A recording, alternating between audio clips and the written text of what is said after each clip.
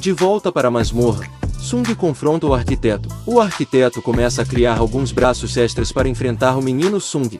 Afinal, quem não teria medo do Sung a essa altura do campeonato RSRS? O arquiteto mostra possuir uma força e velocidade que Sung não via há algum tempo. Sung consegue se proteger com os braços, mas o golpe de 3 braços do arquiteto é muito potente e arremessa Sung direto a uma parede. O impacto contra a parede trouxe uma cena que já não víamos há dezenas de capítulos. O menino Sung sangrando. O arquiteto não dá brecha, e com razão, e já engata uma série de golpes contra Sung. Contudo, Sung parece estar começando a ajustar seu corpo ao conseguir segurar alguns golpes. Então vemos que Sung junta forças e consegue dar um soco poderoso na cara do arquiteto. O arquiteto se mostra surpreso que um humano tenha conseguido ficar tão forte a ponto de brigar de igual com ele. Clímax e conclusão do combate. Sung aproveita a breve pausa para lançar algumas perguntas de interesse tanto dele quanto do leitor. Afinal, se ele matar a estátua, talvez não consiga as respostas. Mortos não falam. Então a batalha recomeça e o arquiteto aparenta ter as mesmas habilidades que Sung.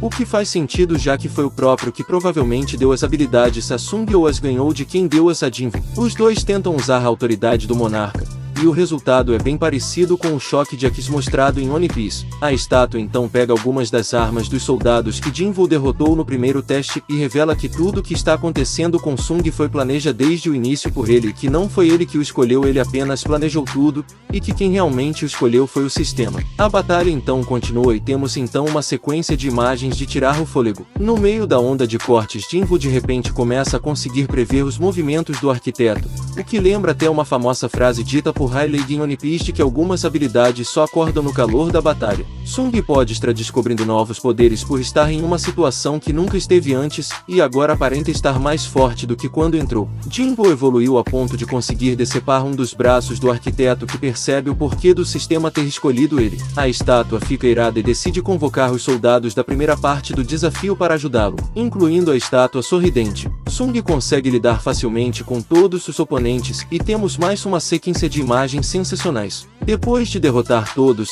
e partir todos os braços do arquiteto, Sung finalmente vence após o arquiteto reconhecer sua derrota. Pulamos pra quando o arquiteto fez o Sung ficar vendo as memórias do antigo monarca. O capítulo 129 se inicia no flashback de Sung. Então vemos o imponente monarca das Sombras percebendo a aparição de alguns portais. Logo após vemos um gigantesco exército saindo lá de dentro desses portais. Mas ao vermos um pouco os monstros que saem de lá, vemos que se trata dos demônios que Sung enfrentou no castelo do Rei Demônio. Então vemos que na verdade aqueles são os clãs demoníacos que aparecem a partir do 90º andar do castelo do Rei Demônio e um exército com várias feras. Além disso, pode-se ver que há uma figura misteriosa que comanda todos aqueles soldados. E aqui temos algo interessante. Se esses demônios estavam vivos e Sung os matou, então ou eles deram um jeito de derrotar o monarca ou o sistema os reviveu para testar Sung.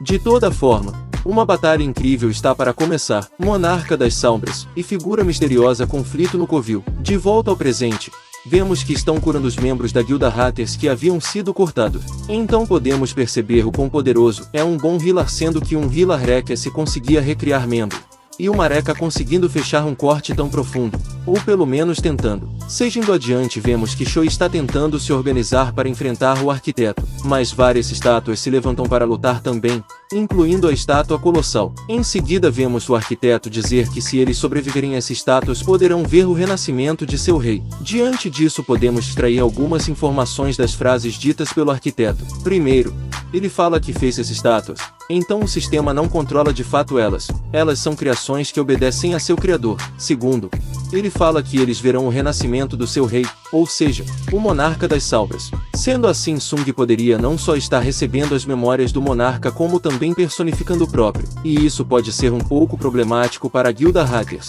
mas se é só uma possibilidade, teremos que aguardar para descobrir. Corrida até o monarca, nos que o tiro saiu pela culatra. Mas antes vamos comentar um pouco disso. O arquiteto sempre mostrou que tinha um plano, mas não tão grande assim. À primeira vista, o que ficou entendido era que o plano dele era transformar um humano comum em um super soldado. A partir daí ele deveria testar e verificar se o humano realmente tinha evoluído. Até aí tudo estava no conformes. mas aparentemente ia muito além disso. Ao liberar as memórias do monarca, o arquiteto esperava que Sung não só lembrasse do passado como incorporasse o próprio monarca das Salbras. Isso tudo ficou subentendido nos últimos capítulos. O que vem depois é mistério. Que irá fazer o antigo monarca possuir o corpo de Sung? O coração negro misterioso seria na verdade o que contém o poder e a consciência do antigo monarca. Sung conseguiu controlar o poder ao manter-se consciente, o que mostra que Sung não é tão mais fraco de força de vontade que o antigo monarca. Então vemos que Sung ganhou um novo título junto ao seu novo coração, que é Exterminador de Demônios. E não é só isso, Sung também ganhou um boost de 100.000 em mana,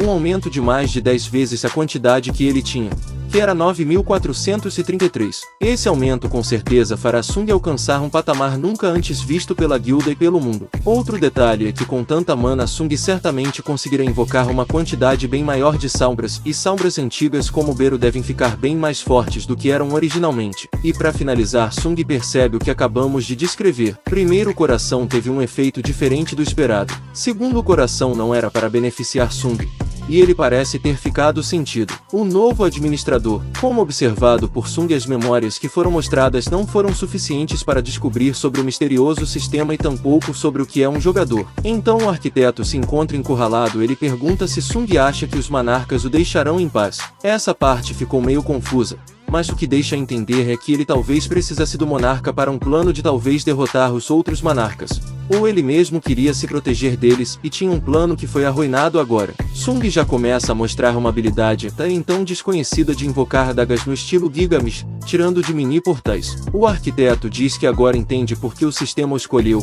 O menino Sung é muito mais roubado do que ele previu, mas ele não sabia que era só o começo. O arquiteto então convoca suas estátuas e manda que elas matem todos os aventureiros. Ali diz que se Sung o matar, ninguém poderá dar a ordem para elas pararem. Mas o arquiteto é refutado logo em seguida, pois Sung diz que irá matar ele e as estátuas. Então, interpretando as conversas, podemos entender que o arquiteto e o sistema são interligados, e o arquiteto pode ou não ter criado o sistema, mas a estátua estava para falar que Sung perderia todos os poderes se o matasse. Então podemos crer que o sistema precisa dele para se manter. Ou melhor, precisava. Se o sistema foi criado pelo arquiteto, não é sua morte que o fará desaparecer. E chegamos no suprassumo do poder de Sung. Ele simplesmente se tornou o administrador do sistema e removeu os privilégios do arquiteto. Bom galera, esse foi o resumo de uma das melhores lutas de solo leve. Espero que tenham gostado, fiquem ligados para não perder nenhum conteúdo aqui no canal.